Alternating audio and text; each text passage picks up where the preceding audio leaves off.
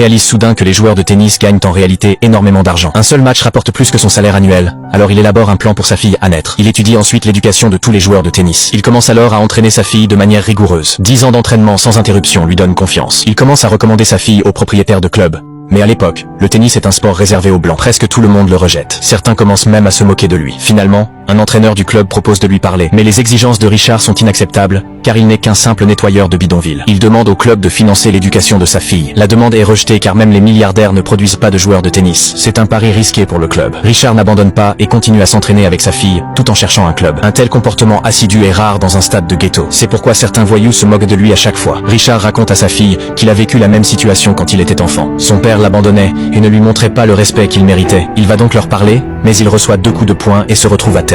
En voyant l'état pitoyable de leur père, ses filles ne le trouvent que plus digne de confiance. Ainsi, sous l'influence de leur père, elles persévèrent dans leur entraînement et nourrissent de grands espoirs pour l'avenir. Pour financer l'entraînement de ses filles, Richard commence à les emmener à de petits tournois. À cette époque, personne n'aurait imaginé que ces 2 petites filles noires deviendraient de futures championnes du monde.